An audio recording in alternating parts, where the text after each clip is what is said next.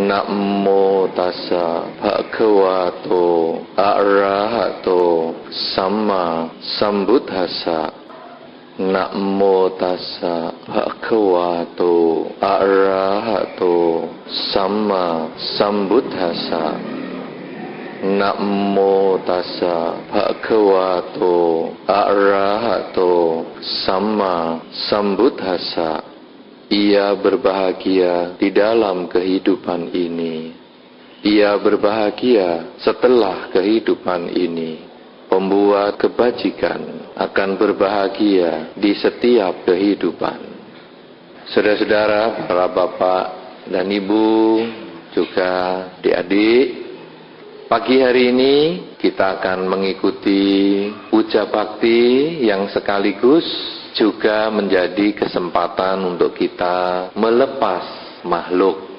Pelepasan makhluk ini adalah merupakan satu tradisi yang baik, karena pelepasan makhluk ini menanamkan perhatian kita atas penderitaan makhluk lain. Kalau di beberapa tempat, kadang malah makhluk dijadikan sarana kebahagiaan dengan dibunuh. Misalnya apa? Selamatan. Pernah satu ketika saya ditanya oleh seorang umat, "Bante, saya tahun ini menurut ramalan kurang baik, Bante. Bagaimana kalau saya selamatan kambing?" Loh, apa maksudnya selamatan kambing? Ya dipotong kambingnya. Apa saya jadi selamat? Saya jawab, lah kambingnya saja tidak selamat, bagaimana kamu mau selamat? Bagaimana kamu bisa berbahagia di atas penderitaan makhluk lain? Lah kambing yang kamu potong kan tidak selamat. Loh, tapi kan untuk menyelamatkan saya, untuk menyelamatkan kamu, di dalam Dhamma disampaikan tanam padi tumbuh padi. Kalau kamu memang mau selamat, ya selamatkanlah makhluk dulu. Lah kalau sekarang ke makhluk lain aja, ya tidak selamat, bagaimana bisa? Ya, oleh karena itu cerita-cerita kambing saya jadi teringat. Pada zaman dulu ada sebuah cerita yang begini mengatakannya. Ada seekor kambing yang mau dipotong. Nah, kemudian ketika kambing ini akan dipotong, kambing ini ketawa. Pernah dengar kambing ketawa? Mirip suara Anda ini loh. Mirip. Ini tadi siapa yang nirukan itu? Mirip sekali. Kambing pertama ketawa ngakak-ngakak. Kan bingung yang mau motong. Kambing kok ketawa-ketawa? Ketika si pemotong ini atau si jagal ini bingung, terus si kambing menangis. Pernah dengar kambing menangis? Gimana? Gimana, Nak? Mbak. Mbak kan panggil mboknya. Panggil ibunya maksudnya. Ya. Nah, kambingnya lalu menangis. Si jagal juga heran. Lalu jagalnya tanya, ceritanya nih kambing bisa ngomong. Heran enggak kambing bisa ngomong? Heran. Anak-anak heran semua? Heran. Kalau kucing bisa ngomong, heran enggak? Heran enggak? Heran. Kenapa nonton Doraemon? Kenapa nonton Doraemon? Doraemon apa itu? Kucing loh, bisa ngomong loh. Heran enggak? Enggak loh. Nah, bebek bisa ngomong, heran enggak? Hah? Heran enggak bebek bisa ngomong? Enggak. Kenapa? Donald bebek. Tikus bisa ngomong? Heran? Mickey Mouse. Makanya kambing juga bisa ngomong. Ya, Donald bebek kan enggak heran. Doraemon tidak heran, Mickey Mouse tidak heran, kambing juga bisa ngomong. Nah, oleh karena itu, si kambing lalu ditanya sama si jagal, "Kamu tadi kan barusan ketawa ngakak-ngakak. Kenapa sekarang kok jadinya nangis geru-geru?" Ya, kan heran. Lalu si kambing menjawab, "Aku ketawa ngakak-ngakak karena saya ini sudah lahir 449 kali. Selalu jadi kambing dan dibeleh. Ini kelahiran saya yang ke-550 terakhir. Jadi saya happy. Ketika kamu mengangkat pedang atau golokmu ini, aku happy. Ini yang sudah 550 habis sudah. Jadi aku ketawa. Nah, kenapa kamu nangis? Karena aku ingat, aku lahir 550 kali jadi kambing dan digorok. Itu karena aku dulu motong kambing. Jadi sekarang saya nangis karena saya ingat nasibmu. Lah kamu kan mau motong saya. Lah nanti kamu lah menggantikan toh 550 kali jadi kambing dan terpotong-potong terus. Wah, orangnya akhirnya stres. Wih, kalau gitu nggak usah tak potong. Ya nggak apa-apa. Tapi karena memang sudah jatuh tempo karmaku, nanti saya matinya juga kena seperti kecelakaan. Sungguhan. Memang dia tidak dipotong, tapi akhirnya dia kejatuhan pohon, kepalanya kambing pecah juga. Ini satu cerita bahwa apa? Bahwa ternyata pembunuhan itu buahnya tidak lari kemana-mana. Buahnya larinya ke dirinya sendiri. Karena itu kalau ada orang ngomong, aku mau selamatan kambing, karena aku sudah selamat, rumah tangga selamat, malah bikin tidak selamat. Karena dia membuat penderitaan makhluk lain untuk kebahagiaannya sendiri. Oleh karena itu, kalau sekarang kita melepas makhluk, ini sebetulnya yang benar-benar sesuai jalur dhamma. Kalau Anda ingin mendapatkan kebahagiaan, tanamlah kebahagiaan dulu kepada orang lain. Tanamlah dulu kebahagiaan kepada makhluk lain. Satu contoh, masa toh tanam padi tumbuh padi? Ya, ada Anda yang pelihara anjing atau kucing di rumah? Ada? Ada enggak? Adik-adik ada enggak? Pelihara anjing, pelihara kucing? Ada toh? Itu ya, pelihara anjing, pelihara kucing. Nanti kalau pergi, yang dipikiri anjing sama kucing. Udah dipakani belum ya? Siapa yang terikat siapa coba? Apakah anjing terikat Anda atau Anda yang terikat anjing coba? Iya toh? Kalau ada lebaran atau ada liburan, ayo kita pergi. Wah, kita tidak bisa bermalam lama-lama. Lu kenapa? Anjingnya nggak ada yang ngopeni. Berarti kan kita yang terikat anjing. Kenapa? Ya karena kita menanam iketan itu sendiri. Akhirnya kita juga panen iketan. Belum yang punya lohan, cocak rowo, apalagi poksai. Nanti kalau pergi yang dipikir makhluk-makhluknya itu. Berarti sebetulnya Anda sudah terikat. Nah, dengan kita membebaskan makhluk seperti ini, sebetulnya kita berusaha menanam kebebasan sehingga kita bisa mendapat juga kebebasan. Anda yang tidak pelihara anjing, tidak pelihara kucing, bebas. Ya toh? Anda mau pergi kemana, ke sini, ke situ, bebas. Kemarin saya ada ibu-ibu yang pelihara anjing. Anjing mau melahirkan. Yang susah sekarang bukan suaminya anjing. Yang punya yang susah. Aduh Bante, sambil telepon, Bante ini kepalanya sudah kelihatan tapi kok enggak lahir-lahir Bante. Saya dibawa rumah sakit. Akhirnya yang bingung yang punya, bawa rumah sakit anjing. Entah dia apa, disuntik ini, disuntik itu, akhirnya lahir anjing normal. Ada yang punya anjing yang lain. Bante, anjing saya sudah gereng-gereng tapi enggak lahir-lahir. Saya bawa lagi ke dokter. Wah, disesar Bante anjing saya. Loh, anjing barang pakai sesar segala. Pernah dengar ada anjing disesar?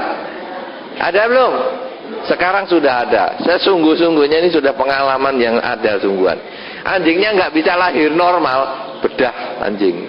Jadi dokter anjing ini sekarang luar biasa. Ini semua adalah karena kemelekatan. Ketika kita bisa membebaskan makhluk, sebetulnya kita terbebas dari ikatan-ikatan seperti itu. Tetapi kebebasan makhluk ini hanya sebagai lambang. Lambang kita melakukan kebajikan. Di dalam Dharma, sebetulnya kebajikan itu ada beberapa macam. Pembebasan makhluk adalah kebajikan jenis yang pertama yang disebut kerelaan. Anda merelakan burung yang di bawah itu dilepas. Saya lihat burungnya bagus-bagus. Biasanya kalau di tempat lain emprit, di sini jalak, kutilang, wah, apalagi itu? Darah, tidak ada. Burung darah tidak ada toh? Tidak ada. Kutilang, jalak, pokoknya burung yang hebat-hebat. Biasanya emprit. Itu sebetulnya Anda adalah melatih kerelaan. Tetapi kerelaan bukan hanya kepada burung. Bukan hanya sebulan sekali atau setahun sekali dipelihara. Tetapi kerelaan ini bisa kita lakukan di dalam kehidupan sehari-hari. Ini hanya satu contoh saja. Anda membeli burung yang mahal, kemudian Anda melepas makhluk, Anda rela. Sekarang, apakah Anda rela uang senilai Anda untuk membeli burung itu? Sekarang juga Anda berikan kepada orang yang menderita. Di perempatan jalan ada orang yang menderita, Anda mau memberi? Ketika ada orang mengamen di toko Anda, maukah Anda memberi?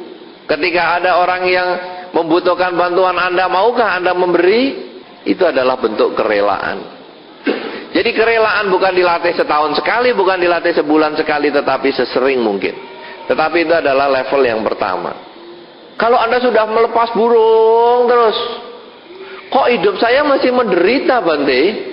Karena memang melepas makhluk bukan satu-satunya kebaikan. Menolong orang dan sebagainya itu adalah kebaikan yang berikutnya. Saya sudah, Bante, pengemis saya bagi semua. Saya punya 100.000 pengemis, tak kasih 100.000 semua, Bante. Waduh, sampai rumah saya dikeroyok loh, Bante. Nah, pengemis dikasih 100.000, mestinya 100 rupiah dikasih 100.000. Ben cepet nanti habisnya. Nah, ini orang bodoh baik hati. Ya kalau sudah levelnya 100 rupiah ya 100 rupiah saja, jangan 100.000. Ya ini beli koran di perempatan jalan kan ada orang jual koran, berapa koran? 2.000. Ya ini ambil koran satu tak bayar 100.000. Ya jangan. Ya tapi kan kita boleh beli koran. Tak kasih 500. Berapa? 5.000. Sisane PN. Nah, untuk kamu. Ya boleh juga. Itu sebetulnya adalah kita melatih kerelaan. Tahap yang berikutnya, kalau kita sudah mengembangkan kerelaan kok hidup sulit terus, sebetulnya tahap berikutnya ada yang disebut mengembangkan kemoralan. Apakah yang disebut kemoralan? Pada saat di dalam kehidupan kita sehari-hari ini, di dalam Dharma disampaikan, paling tidak kita mengembangkan 5 latihan kemoralan. Tidak membunuh, tidak mencuri, tidak melanggar kesusilaan, tidak bohong, dan tidak mabuk-mabukan. Ini paling tidak ada 5 latihan kemoralan. Apalagi kalau mungkin pas Anda melepas makhluk seperti hari ini, Anda menjalankan 8 latihan kemoralan.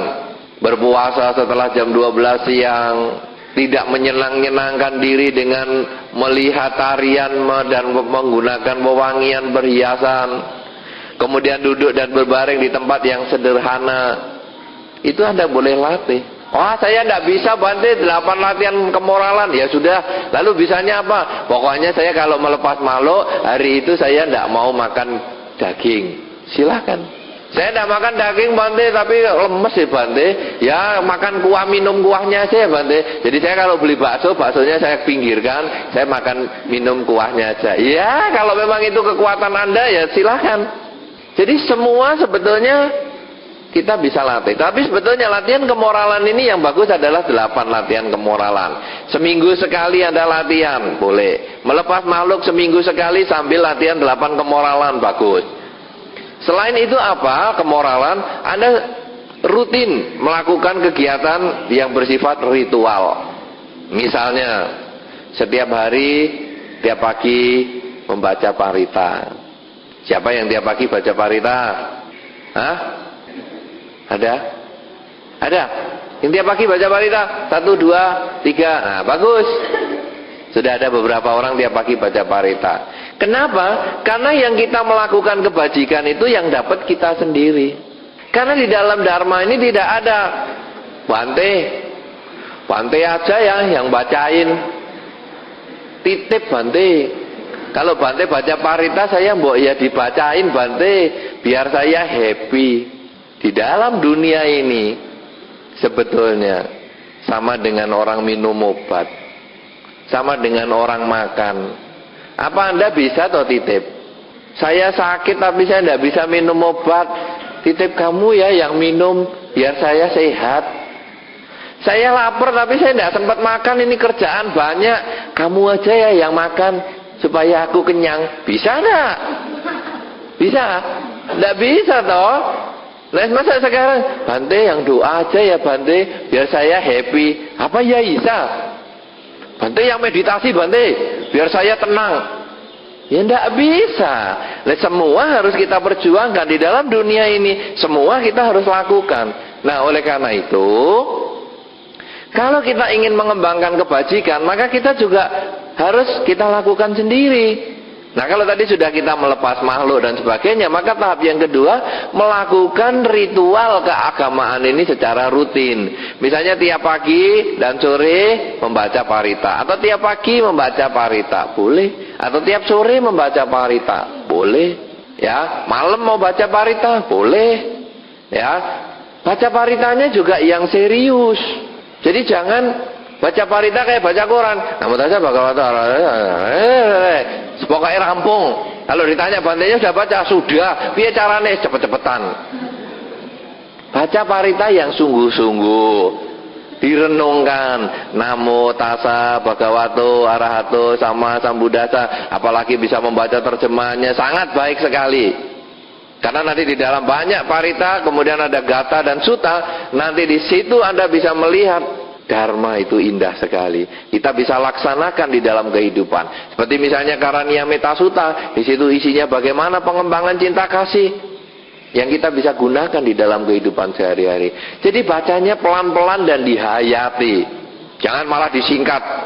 Ada yang mengatakan, kalau parita kamu sibuk, baca saja Iswasu. Apa itu Iswasu? Itu Buddha Nusati, Dhamma Nusati, Sangha Nusati singkat.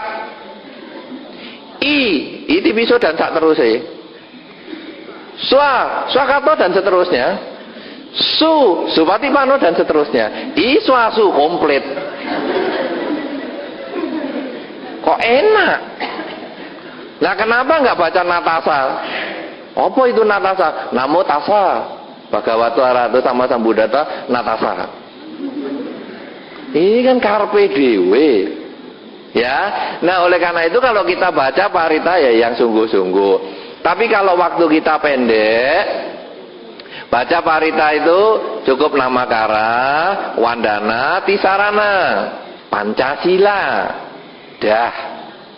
Lalu meditasi sebentar, namakara lagi. Ya. Sampai Pancasila. Tapi kalau waktunya agak panjang, jangan Iswasu. Buddha Nusati dibaca lengkap, Dhamma Nusati dibaca lengkap, Sangha Nusati dibaca lengkap dengan Saca Kiriya. Sudah itu sudah. Jadi kalau mau ditambah lagi, lebih komplit lagi, seperti kebaktian biasa, ada Karania Metta Sutta dan sebagainya. Boleh, tergantung waktu kita. Waktu yang paling pendek adalah dengan membaca Wandana, Tisarana dan Pancasila. Itu kira-kira Anda hanya butuh 5 menit. Anda rutin melakukan itu. Kenapa Anda perlu rutin? Karena ini adalah bagian dari kemoralan tadi. Anda ada sesuatu yang bersifat ritual yang Anda kerjakan secara rutin. Karena dengan Anda mempunyai disiplin setiap pagi membaca parita, maka perilaku Anda ini pun dengan ada perenungan Dharma bisa berubah. Apalagi Anda mengerti artinya. Ya, saya sering membaca Sabbe Sata Bhavantu Sukhitata. Boleh, tapi ngerti artinya enggak? Kadang-kadang terlalu lancar. Sabbe Sata Bhavantu Sukhitata artinya pokoknya semoga semua makhluk bahagia, Bante. Tapi karena kurang menghayati, akhirnya kalau membersihkan semut, Sabbe Sata Bhavantu Sukhitata, Sabbe Sata Bhavantu Sukhitata, Sabbe Sata Bhavantu Sukhitata, Sabbe Sata Bhavantu Sukhitata. Lo nyelenti ilaler kok Sabbe Sata Bhavantu Sukhitata. Jewer anaknya Sabbe Sata Bhavantu Sukhitata. Ih, nakale Sabbe Sata Bhavantu Sukhitata. Ini kenapa bisa terjadi begitu? Karena tidak menghayati Dharma. Jadi sudah seperti beo. Yang di bawah sayang tidak ada burung yang dilepas beo. Beo ya begitu. Good morning. Good morning. Bungi-bungi ya good morning. Good morning. Padahal sabisata itu kan artinya semoga semua makhluk berbahagia. Masa ada nyelentik laler semoga semua makhluk bahagia. Coba kalau Anda ucapkan semoga semua makhluk berbahagia, maka tindakan-tindakan seperti itu menjadi berkurang. Ini maknanya. Karena itu kalau kita punya rutinitas ritual, kita punya disiplin di dalam ritual, maka perilaku kita juga akan berubah. Apalagi kalau kita membaca parita pagi 15 menit, sore 15 menit, 1 hari setengah jam. Berarti kalau 1 bulan yang 30 hari, Anda seperti 15 jam melakukan kebajikan dengan ucapan, dengan perbuatan, dengan pikiran kita. Itu hanya disiplin ritual keagamaan. Selain kita melepas makhluk sebagai latihan kerelaan, kita juga melatih disiplin keagamaan yang bersifat kemoralan. Maka yang ketiga adalah kita mengembangkan meditasi atau konsentrasi pikiran kita. Kenapa demikian? Karena latihan yang pertama kerelaan dan kemoralan, ini adalah latihan yang bersifat di luar. Orang ngomong, wih sembayangnya hebat loh itu, baca parita, waduh berjam-jam sak buku habis. Wih itu kalau namaskara ratusan kali, jidatnya sampai hitam. Itu ritual keagamaan. Tetapi orang yang paritanya hafal, jidatnya hitam atau dengkulnya sampai kapalan, itu belum jaminan orang yang baik. Makanya Anda akan sering melihat ada umat Buddha yang sudah dedengkot. Dedengkot itu sudah senior, kadang kelakuannya malah menjengkelkan tuh. Agama Buddha ini kan agama yang mengurangi keakuan. Tapi kadang-kadang setelah menjadi umat Buddha, keakuannya malah bertambah, melebihi sebelum dia jadi umat Buddha. Loh, aku sing paling hebat. Loh, aku sing ora ono aku ora ono kabeh. Padahal di dalam dhamma kita adalah mengurangi keakuan. Oleh karena itu, inilah yang kita kendalikan dengan konsentrasi atau meditasi. Kerelaan. Walau nggak ada aku, nggak ada function loh. Tidak ada pelepasan makhluk. Nah, ini harus dibengkeli pikiran seperti ini. Oh, parita ini dulu zaman semua belum ada, cuma aku sendiri yang baca parita di wihara ini. Ini juga pikiran harus dibengkeli. Caranya bagaimana membengkeli? Dengan kesadaran. Menyadari bahwa hidup sebetulnya adalah saat ini. Saya yang tadi adalah saya yang pernah hidup, tapi saya sudah tidak hidup. Saya yang nanti saya akan hidup, tapi saya belum tentu hidup. Hidup adalah sesungguhnya saat ini. Kalau sudah hidup saat ini, saya yang dulu, saya yang mendirikan function, saya dulu yang baca parita sendirian, itu kan saya yang dulu. Itu hanya menjadi kenangan dan pelajaran untuk saya perbaiki di masa yang sekarang. Sebaliknya saya yang nanti akan jadi begini, itu yang nanti. Menjadi rencana, tapi tetap perilaku saya yang sekarang yang saya perbaiki. Meditasi sebetulnya adalah mengarahkan pikiran untuk selalu sadar, saat ini saya sedang apa. Sehingga manusia bisa menjadi terbebas dari kesombongan, terbebas dari ketamaan, terbebas dari kebencian. Karena batinnya telah bersih dari kegelapan batin. Oleh karena itu, Anda yang sudah membaca parita, Anda yang sudah sering function, coba ditambah dengan meditasi.